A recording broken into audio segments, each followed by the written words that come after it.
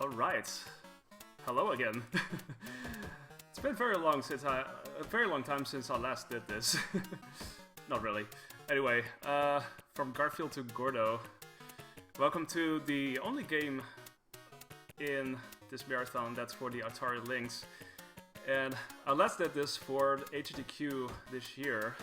And I was gonna make that the last time I would ever do this for a marathon, but since this is Handheld Heroes, I figured, let's see if I can submit it for this. And, well, here we are. So, hope you're ready for some dancing with monkeys and everything.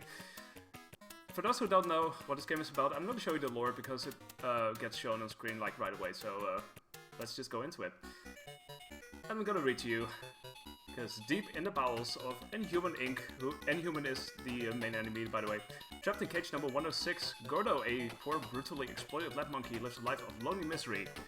Until an experimental nuclear potion gives Gordo number 106 the cunning intellect he needs to free his friends and escape. And so it starts. Also, we're not going to free any of my friends because it's a speedrun, just so you know. Anyway, I'm going to start the time here because there's a countdown. Start some character control, so yeah, pretty much now. So, yeah, this is basically a dancing monkey who is making his way through 6 various levels, and he's pretty good at dancing, as you can see. Version 106, oh yeah. So this game was designed by a couple of people who later would gain more fame with other projects.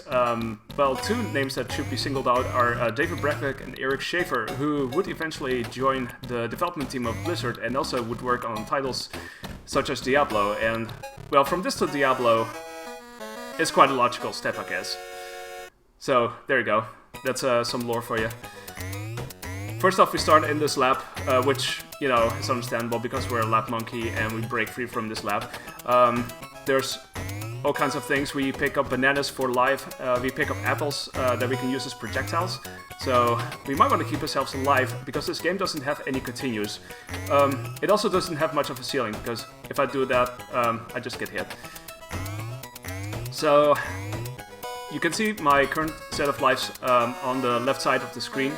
And I'm basically trying to, keep myself alive. Otherwise, I have to game over. And I kept the estimate somewhat generous to, just in case I do wind up dying, which I, of course, hope doesn't happen.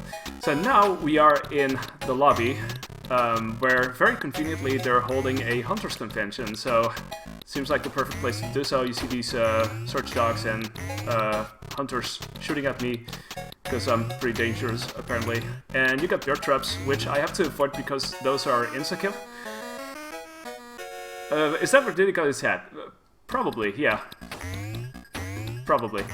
Anyway, we're taking a break from the hunters, and now we go here where we have people wearing vases, I think, and they're throwing coffee cups in the air or something like that. It's kind of weird, but anyway. And also those cups are rather deadly. You saw me take damage, right? So, oh, that was right at the end of the level. That was a big shame. I was about to finish the level, but I guess we'll try it again. Luckily, the levels aren't too long, so at least we got that. Also, these tracks are really, really good. These hot jams. Like, so much good music. So, as soon as I get to an exit, everyone around me will die. So, I have very strong powers, apparently. Also very strong are these boxes that spell danger, because you see these blades come out. Another instance of instant death, so I have to be a bit careful. You never know when they will appear, so I'm taking every safety I can. But there we go, we got some more swinging from Chandeliers, which is, as it turns out, a really nice marathon save strat, because you skip a lot of the action that's happening down below. Okay, after all that, it's, I guess, time for a tiny dance break, so, yeah. If you feel like it, dance along. And, just before we turn up this circle blade, again, also instant death. you know, I should just say that lots of things in this game are instant death. Anyway, now for more fun things, because we are now at a fashion center, which is named after an human, so he's got some power for sure. And we try to get past all of these things rolling around and people pretending like they're on the catwalk. It's a pretty crazy level, but I guess you could say this game is nothing but crazy levels. Speaking of crazy stuff and big stuff, we now have legs that can kill us. This was totally not for dramatic effect or anything, it's just, it just happened. Anyway, I'm not sure where the rest of the body is, but what's there is pretty deadly, so, you know, fashion kills, as to say, I guess. Gonna grab this for safety, even though I was pretty good on health anyway. Just gonna swing over here. I technically didn't need that, but oh well. Alright, for the next level, that's basically one long damage boost. If you would play this casually, it would be quite a bit harder to get through here, because you think, oh god, how am I gonna get past here without just dying and anything like that, but this is a way, I guess. Okay, I guess we go to very cute stuff, because we now have a puppy farm. Yay, puppies! And also we have crushers who kill us. So, yeah, this is a puppy farm with a twist, as you can say, and that's probably also clear from the music itself. This is the only time you're gonna hear this music. I'm not sure why, because it's a pretty good tune, you know. And we've got the puppies just running around. That's really cute. At least there's that. Okay, gonna take it safe here, just taking this out. And what I usually try to do is wait until the crushes pass, because if I try to move too fast, it might so happen that they start moving at exactly the same time as I'm trying to get underneath that. So, yeah, there's all kinds of risks. Okay, time for this hot gem once again, and guys who are throwing anvils at me, because it's a puppy farm, remember. Okay, I didn't need the apple, but it's a nice way to re-establish and see what I need to do. Okay, this is gonna be potentially a damage boost type of thing, because I'm trying to get through all of this. Ooh, nice, got it. That can take a few tries, depending on how my health is, and also how lucky I get, because things can happen. But this was really good, actually, so I'm happy about that. 4-3 is more or less the same. Again, people throwing anvils. You also see these fans that I try not to touch, because getting too close to them will just kill me. And hitboxes tend to be kind of unpredictable, which is also the reason why I'm standing in the middle of these platforms as much as possible, just to make sure that I have a good shot of making it through. Okay, I guess I'm good. I need to speed up though. It's kind of weird how this dash works sometimes. Like, sometimes you try to do a very fast double tap and it doesn't really do anything. But most likely it's you walking, and then the next time you press a certain direction, you switch to running instead. That's my only... hopefully PTA never sees this game. I wonder if they've ever seen it in all of the... Well... yeah, this game came out in 1993, so they've had quite the opportunity, I guess, to give this game a shot. Or give us a look. Anyway, we're now into a very crazy section with tanks riding indoors.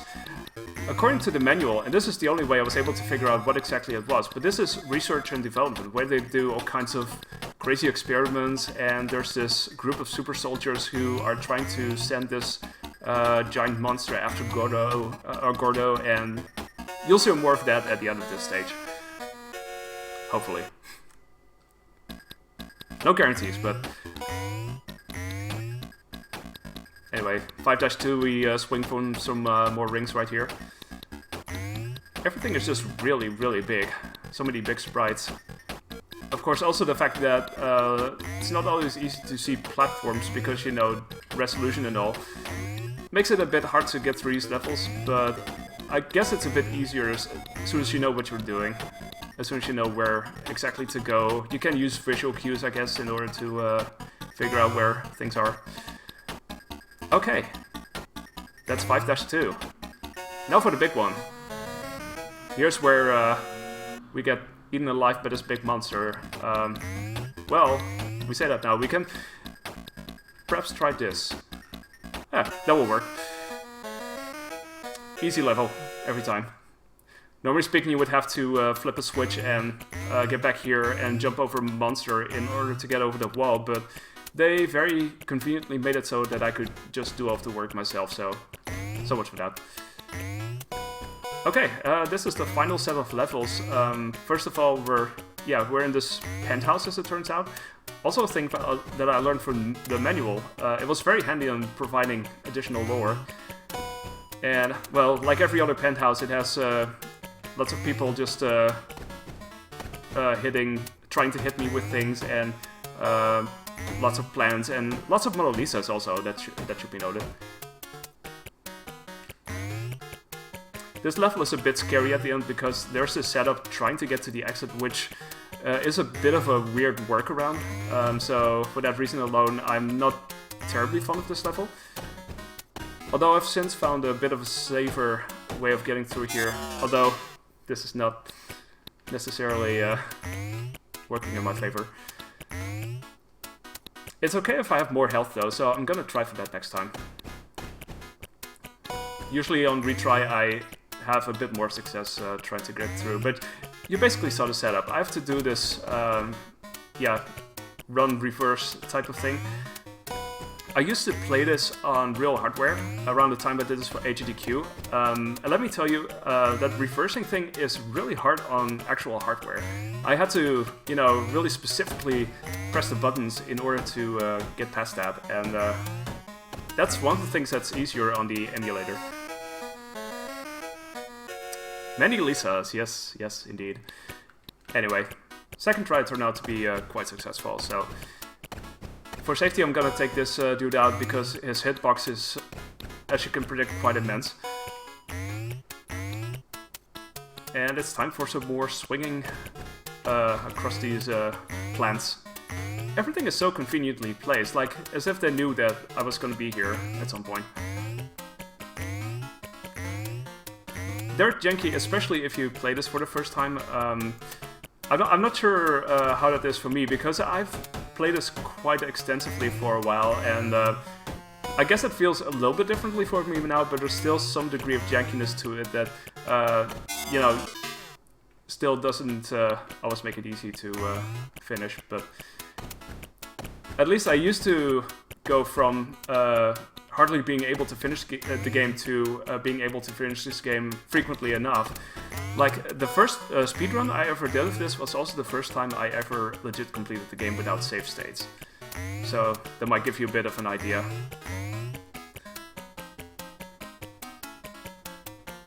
Okay. There we go.